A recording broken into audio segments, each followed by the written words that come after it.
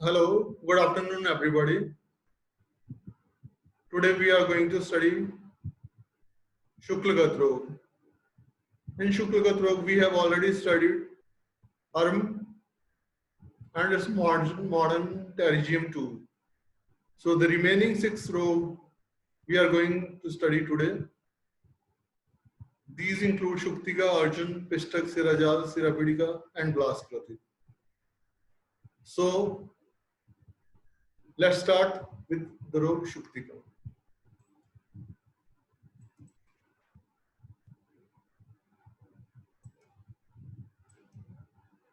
तो इस टॉपिक को मैंने शुक्लगत रोग नाम इसलिए दिया है क्योंकि आरंभ रोग जो है 5 प्रकार के हम ऑलरेडी कर चुके हैं।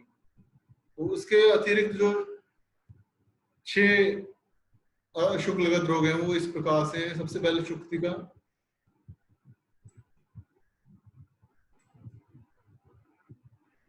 शुक्तिका का लक्षण है श्यावस पिछित निवास बिंदु शुक्ति आवास इतने सुक्ति संज्ञा अर्थात नेत्र के शुक्ल भाग में श्यावर्ण की अथवा पांडु वर्ण की मांस के समान चमक लिए हुए जल शुक्ति के समान रचना को शुक्ति संज्ञा से जानते हैं। फिर इसकी चिकित्सा का वर्णन किया गया है। वैद्रिम यत् सफटिकम वैद्रिमंच मुक्तम शांकम राजतम शातकुंभम चूर्णम सूक्ष्म शर्करा शौद्र युक्तम शुक्तिम अन्यादंजनम चैतदेशु। तो इसकी चिकित्सा में वैद्रिम अंजन का वर्णन किया है। तो वैद्य अंजन में जो द्रव्य है वो वैद्य मणि, सफ्टिक मणि, मूंगा मोती, शंख की नाभि, चांदी की वसम या वर्ग, सोने की वसम या वर्ग उन्हें समान प्रमाण में लेकर मही चूर्ण बना के शर्करा और शहद के साथ मिश्रित कर नेत्रों में आंजने से शुक्ति रोग शीघ्र ही नष्ट हो जाता है। तो शुक्ति का रोग में वैद्य अंजन के प्रयोग का वर्णन किया गया है।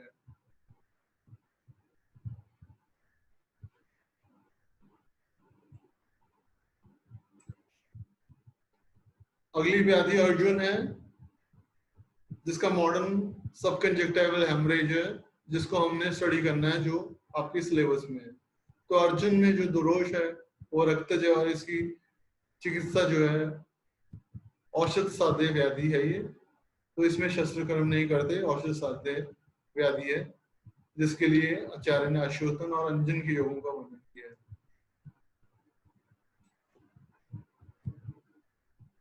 तो इसका लक्षण एको यह शिष्य विद्रूपोस्तु बिंदु शुक्लस्तो वक्तितम अर्जुन वदंती।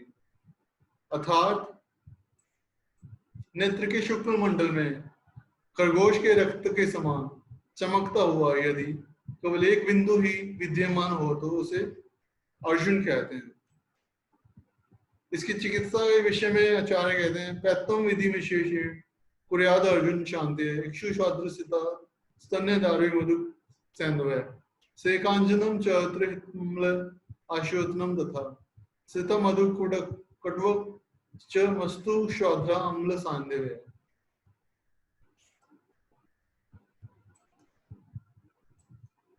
अर्थात अर्जुन रोग की शांति के लिए पित्ताभिषण की संपूर्ण चिकित्सा विधि का प्रयोग करें। इसके अतिरिक्त अर्जुन रोग में इक्षु मधु शर्करा दूध दारू हल्दी मुलठी एवं सैंधव लवण इन सबको अच्छी तरह पीस कर नेत्र का परिषेक तथा अंजन करें तथा अम्ल वर्गोक्त दाड़िम आदि द्रव्यों के स्वरस से अक्षों का आशोधन लाभकारी होता है। इसी की चिकित्सा में आचार्य आगे कहते हैं बीज पूर्व ककोल अम्ल दाड़िम अम्लेश युक्तित एकशो व द्विशो व बीजोचितम व त्रिभिस्त्री।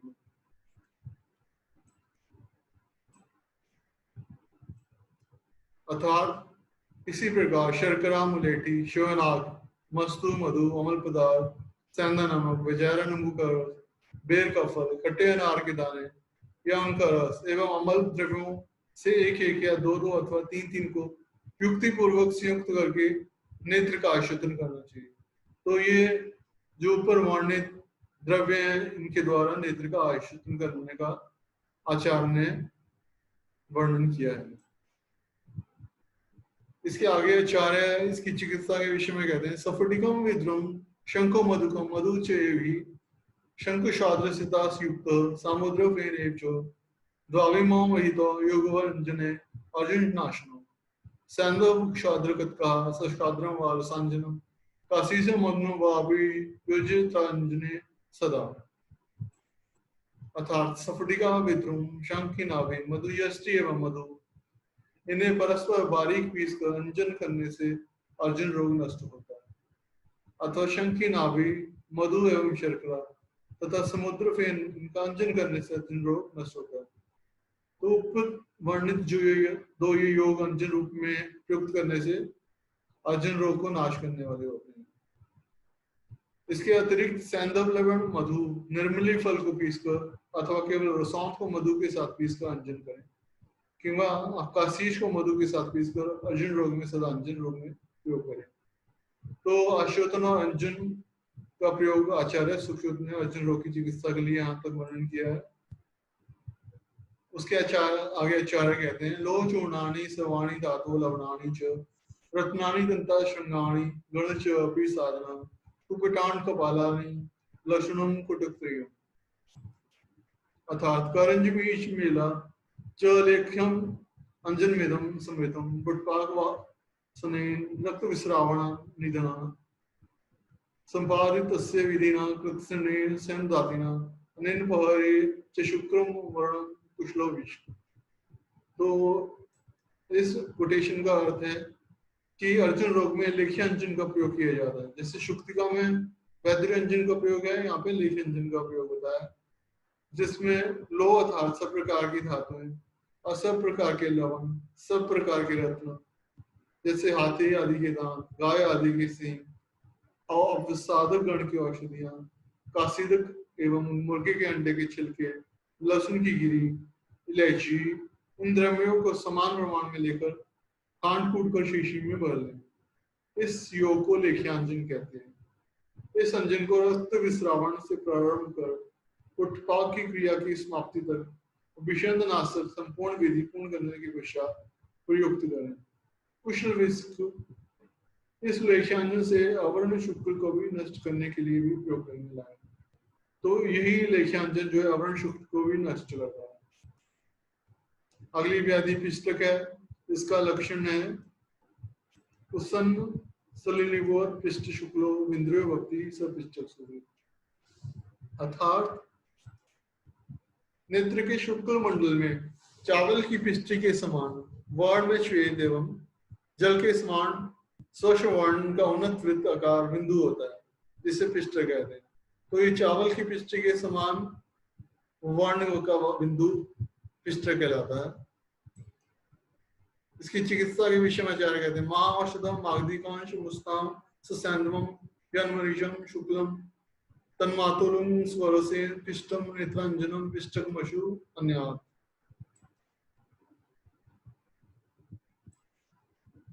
महाऔषध एवं सैदम लवण को समान प्रमाण में चूर्णित कर बैजेरियो नींबू के रस से कलर करके सुखाकर अंजन करने से पिष्टक रोग नष्ट हो जाता है। तो इसमें अंजन प्रयोग का वर्णन किया है। आगे आचार्य कहते हैं फल प्रीत्याम मग्धो ध्वानाम निधाय कलकम फल पाक काले स्वतोत्वयुक्तम च तद्रुदितम स्यात् दुष्टे विधि रेश भी। अर्थात बड़ी कटेरी के फल जब पकने वाले हों उन फलों में पिपली का कल्क और स्रोत अंजन भरकर रख दें। एक सप्ताह के पश्चात निकाल कर बिजौरे नींबू के रस में खरल करके सुखाकर पिष्टक रोग में अंजन करें। तो पिष्टक में पिष्टक अंजन का प्रयोग का वर्णन किया है जैसा शुक्तिका में वैद्युर अंजन का वर्णन किया था और अर्जुन रोग में लेख्यांजन का प्रयोग बताया गया था। आगे आचार्य बोलते वार्ता शिवगंध्र सुरापटोल किरातिक आम्लकी फलेशु।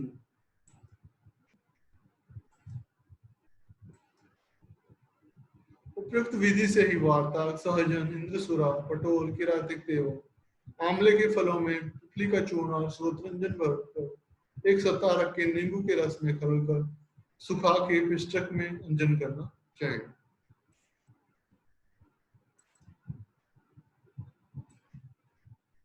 अगली व्याधि सिरा जाल है, जिसमें दोष रक्तजय और इसकी चिकित्सा छेदन कर्म है। इसका मॉडर्न स्क्लेराइटिस है, जो हम पिछले लेक्चर में कर चुके हैं। तो सिरा जाल भी हम कर चुके हैं, परंतु यहाँ पे हम इसकी रिवीजन कर लेते हैं।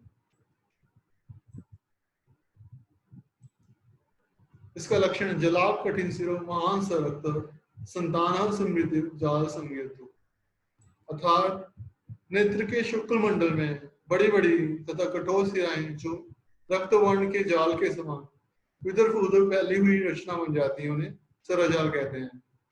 तो इसमें सिराएं होती हैं जो रक्त वर्ण के जाल के समान फैल जाती हैं, तो ऐसी रचना को सिराजाल कहते हैं। इसकी चिकित्सा के विषय में आचार्य सुक्षुत जी ने कहा है उत्तर तंत्र के 15वें अध्याय में श्लोक 20 में, सेरा जाले सेरा यस्तु कठिनस्तु बुद्धिमान उल्लेखनीय मंडल अग्रेण वेडिशीनाल अम्बिलिता। सिराजाल रोग में जो सिराएं कठिन या मोटी होती हैं, उन्हें बड़िश से पकड़कर ऊपर उठाकर मंडलाग्र शस्त्र से काटना। तो इसमें बड़िश और मंडलाग्र शस्त्र का प्रयोग होता है। बड़िश जैसे मैंने आपको पहले बताया हुक होता है, मंडलाग्र शस्त्र जो है वो सर्कुलर नाइफ होता है।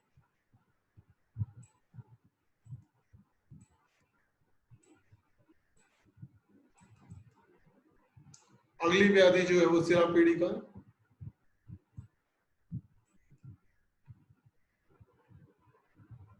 इसका लक्षण शुक्लस्ता पीड़िका सिरावृत्ति विद्या समीप्या सिरा,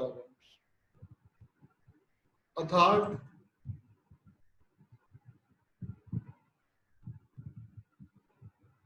नेत्र के शुक्ल भाग में श्वेत वर्ण की सिराओं से आवृत, जो कि कृष्ण मंडल तक फैल गई हो, ऐसी रचना को सिरा पीड़िका कहते हैं। इसमें दो सन्निपातज और इसकी चिकित्सा भी छेदन कर्म है। इसको मॉडर्न में हम एपिसिक्लेराइटिस से लेते हैं, जिसको हम माश करेंगे। इसकी चिकित्सा के विषय में आचार्य कहते हैं सिराशु पीड़िका जाता यान सिद्ध्यंति वैशिजा अरम व मंडल अग्रेण तसाम छेदन इच्छ्यते।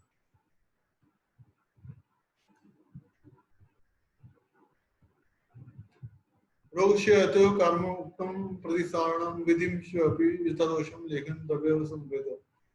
तो इसका अर्थ है सिराजल और सिरा पीड़िका रोग में, आरंभ रोग में वर्णित औषधियों का प्रतिसारण करना चाहिए और दोषों के अनुसार वातावरण आदि में कई विधि को लेखन द्रव्यों सहित प्रयुक्त करना चाहिए।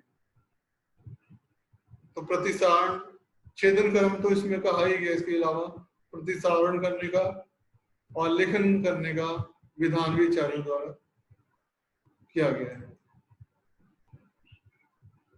आगे आचार्य कहते हैं शंख समुद्र फेन मंडूर की समुद्र जाम सफटिकम उर्विंदंच प्रवाल अश्मंतक तथा वैधुर्यम पुलपलकम मुक्ताम्य सताम्रजांसी च संभागन भागानी संपिष्य सार स्रोतो अंजने तु चूर्णांजनम कारयित्वा भाजने में श्रृंगंज संस्थायो वियत कालमंजयेत सततम बुध अर्माणि पीड़काम अन्यासरा चलानी तेने वे। तो ये इसकी चिकित्सा में अंजन प्रयोग का वर्णन किया है।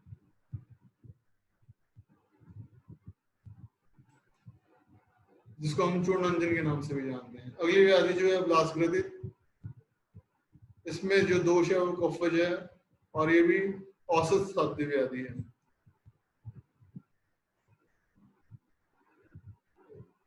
तो इसका लक्षण है कांसा वक्ति सिते अंबु बिंदु तुल्य स गे अमृत रुजु ब्लास का के,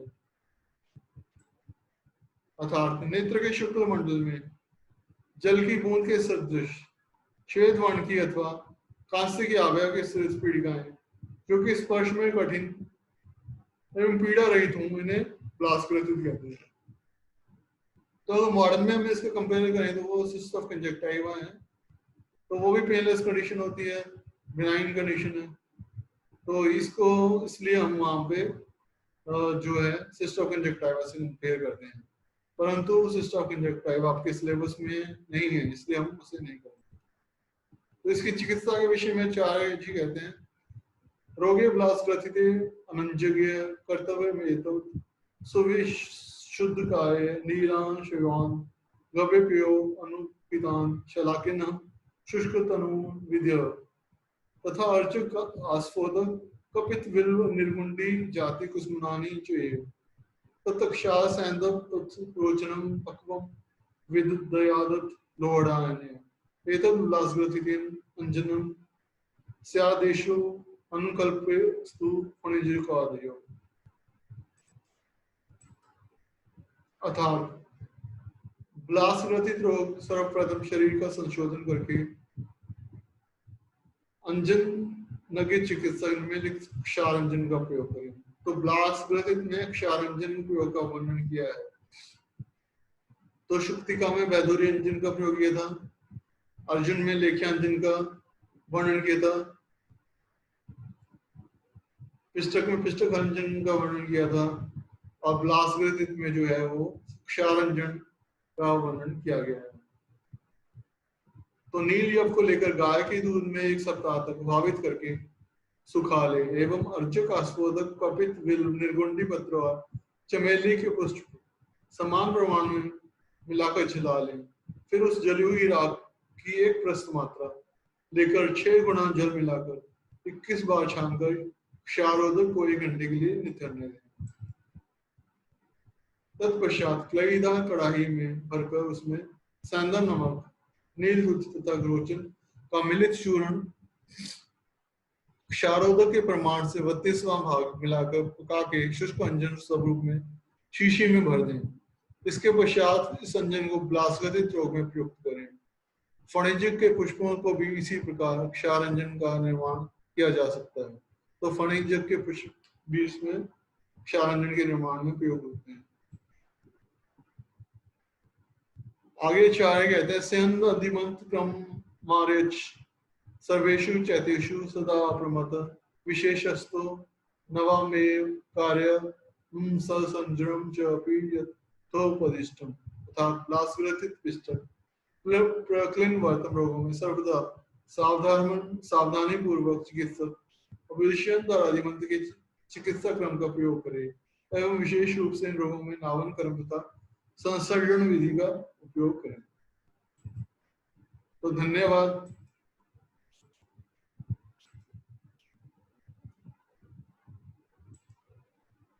इसके साथ ही हमारे अन्य शुक्लगत रोग समाप्त होते हैं। तो इस प्रकार से हमारे शुक्लगत रोग जो 11 है वो फिनिश हो गए हैं। तो ये इम्पोर्टेंट है, आपके सिलेबस में भी है, तो इनको अच्छी तरह से पढ़ना।